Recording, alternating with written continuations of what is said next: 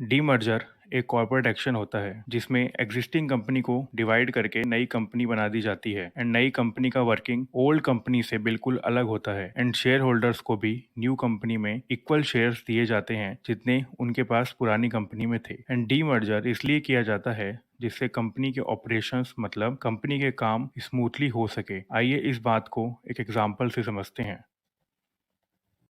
ये है mister x जो एक कंपनी चलाते हैं एक्स लिमिटेड। ये दो प्रोडक्ट्स में डील करते हैं। प्रोडक्ट ए है शूज एंड प्रोडक्ट बी है शर्ट्स। जब इन्होंने बिजनेस शुरू किया था इनका मंथली डिमांड था शर्ट्स एंड शूज का 1000 units each and mister x ने मेहनत की एंड अब इनका मंथली डिमांड है 1 लाख यूनिट्स का। पहले तो मिस्टर एक्स दोनों बिजनेस शूज एंड शर्ट्स को कम डिमांड होने की वजह से इजीली मैनेज कर पाते थे, बट अब 1 लाख यूनिट्स की वजह से दोनों बिजनेस पे प्रॉपर ध्यान नहीं दे पाते हैं। या तो वो शूज पे ही ध्यान दे सकते हैं या सिर्फ शर्ट्स पे ही। तो मिस्टर एक्स ने सोचा कि वो एक्स लिमिटेड को दो पार्ट्स में डिवाइड कर देते हैं जिससे वो इंडिविजुअली हर एक कंपनी पे ध्यान दे सके। एंड उन्होंने Y limited and Z limited का फॉर्मेशन किया जिसमें वाई लिमिटेड कंप्लीटली शूज की मैन्युफैक्चरिंग एंड सेल को मैनेज करती है एंड जेड लिमिटेड शर्ट्स। अब शेयर होल्डर्स को प्रॉब्लम हो गई कि हमने तो एक्स लिमिटेड का शेयर खरीदा था बट अब एक्स लिमिटेड तो है नहीं एंड वो Y limited and Z limited में डिवाइड हो चुकी है, तो हमारे शेयर्स का क्या होगा। इसके लिए मिस्टर एक्स ने उन्हें बताया कि आपको वाई लिमिटेड का 1 शेयर मिल जाएगा एंड जेड लिमिटेड का भी 1 शेयर मिल जाएगा एक्स लिमिटेड के 1 शेयर के बदले में। आइए समझते हैं कैसे। ये है मिस्टर दीपक। इनके पास एक्स लिमिटेड का 1 शेयर था जिसकी फेस वैल्यू थी ₹10, बट अब डी मर्जर के बाद इनको Y limited and Z limited में एक एक शेयर मिल जाएगा। बट कंपनी के डीमर्जर के वजह से अब Z limited and Y limited के 1 शेयर की फेस वैल्यू है ₹5 ईच। इसलिए पहले दीपक ₹10 की फेस वैल्यू वाला 1 शेयर होल्ड कर रहे थे एंड अब भी उनके पास वाई लिमिटेड का 1 शेयर है एंड जेड लिमिटेड का 1 शेयर है जिसकी टोटल वैल्यू है ₹5 प्लस ₹5 इज इक्वल टू 10। मतलब उनके शेयर्स की वैल्यू अभी भी सेम है। उन्हें कोई फायदा एंड कोई नुकसान नहीं हुआ है।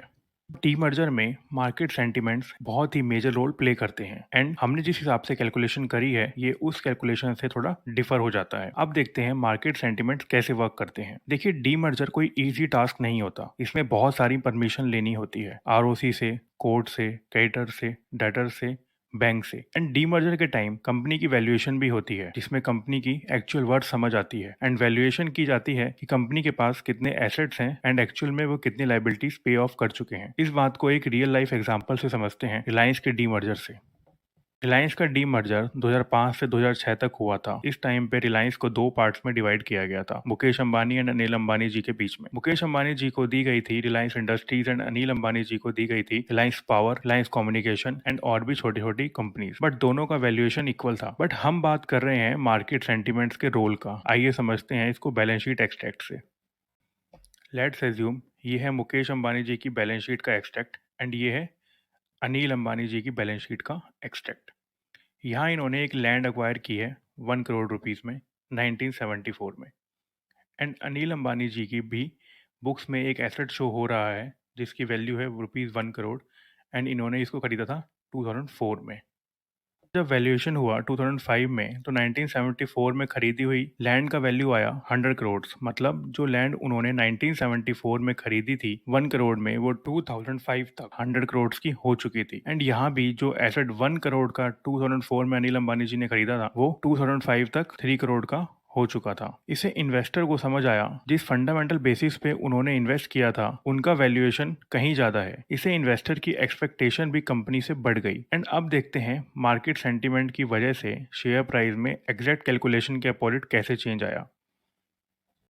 यहाँ आर लिमिटेड को कई पार्ट्स में डिवाइड किया गया था, ए लिमिटेड में, बी लिमिटेड में, सी लिमिटेड में एंड डी लिमिटेड में। एंड उस टाइम पे आर लिमिटेड का शेयर प्राइस था ₹800 पर share and A B C D को मिला के भी होना चाहिए था ₹800 as per our previous example. But first because of market sentiments and just because of investor expectation ये पहुंच गया ₹2800। मतलब जब इन कंपनीज को स्टॉक एक्सचेंज में अलग अलग लिस्ट कराया गया तो टोटल शेयर का वैल्यूएशन आया ₹2800। बट हमने तो थ्योरेटिकल एग्जाम्पल में सीखा था कि एग्जैक्टली इक्वल आता है, बट हमें यहाँ मार्केट सेंटिमेंट्स को इंक्लूड किया है and in real life market sentiments valuation के टाइम किसी कंपनी को गिरा भी सकते हैं एंड बढ़ा भी सकते हैं। इस वीडियो में इतना ही। अगर आपको मेरी वीडियो अच्छी लगी है तो चैनल को सब्सक्राइब करें एंड वीडियो को शेयर करें। Thank you.